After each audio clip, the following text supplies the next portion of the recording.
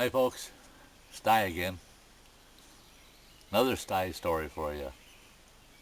Um, this one has to do with the northwestern Rocky Mountains um, and how not knowing terrain and your whereabouts can really work against a person. And this story really goes to taking the advice of local people, people that are from that area. They know the woods, they know the terrain. If they tell you something, most of the time, you can just about count on it that they're telling you things about that terrain from experience because they've been there. Okay. Now, I had been in northern Montana for a while, and I had a saddle horse, a pack horse, and a burro or donkey. Um, the burro came from the Adopt a Donkey program through the Bureau of Land Management, and he was a big one. Oh, most of those Sierra Nevada burros are rather small little guys. This one, he was a big bugger. He was bigger than your average Shetland pony, that's for sure. And he was a tough fella. He was pretty strong. Um, and he plays a part in this story. Well, we had these two fellas showed up in town one fall to hunt. Now, you're not allowed to guide people on elk hunts or any kind of hunt out in Montana unless you have a guide's license, okay? And to hire a guide, because they have to be licensed, and it costs them money to license themselves, and um, just because a person's a guide doesn't mean they're a good guide. So to hire a good guide, you're going to have an actual commercial paid hunt. Well, that can run you anywhere from $1,000 for a couple of days over a weekend, all the way up to I've seen people um, pay as much as $4,000 for a week of hunting, um, because 90% of that hunting is all backcountry hunting. Well, these two fellas, they came out on a shoestring budget. They were driving a four-wheel drive pickup truck. At least they had themselves a four-wheel drive, which was pretty smart, especially in that country. And but the truck was real fancy. I mean, it was really a nice truck. But it was a businessman's truck, is what it was. That truck had never been in the mud. It had never been out four-wheeling. It just wasn't really made for the country they wanted to go into and hunt. So all of us in town were kind of chuckling that, yeah, that truck's not going to look like that a week from now. Not if they're hunting out here.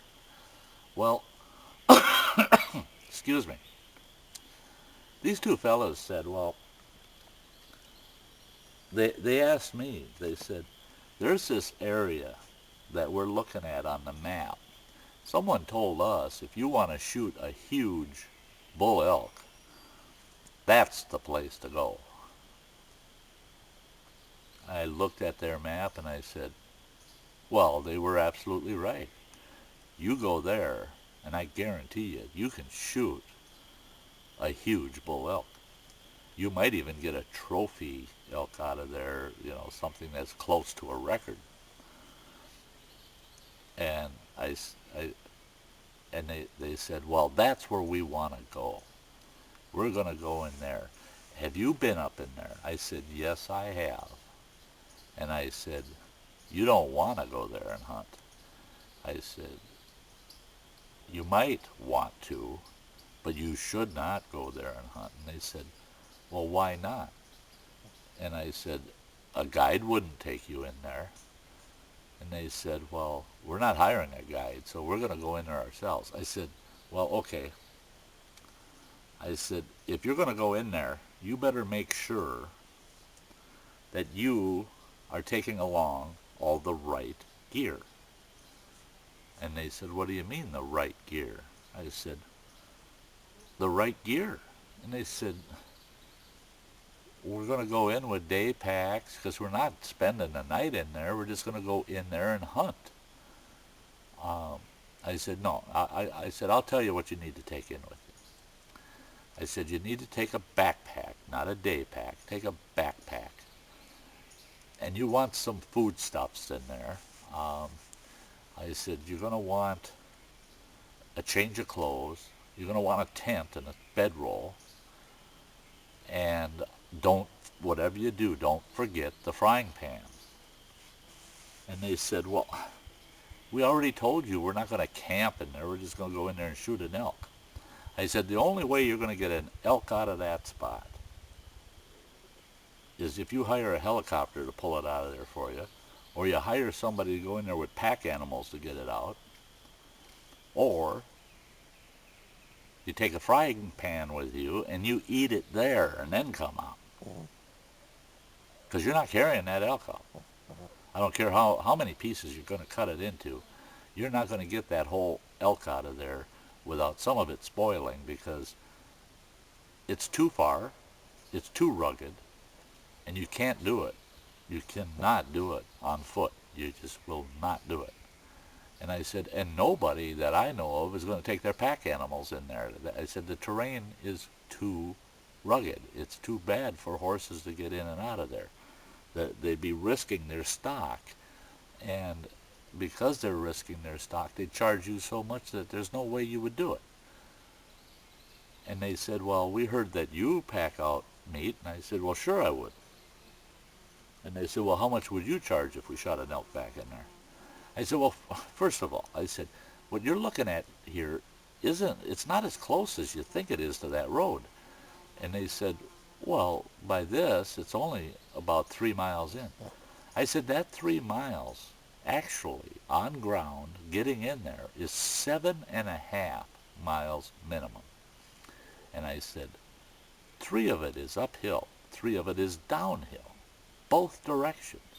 Another 1.5 miles of it is through some of the most rugged, nasty, forested, thick garbage you ever saw.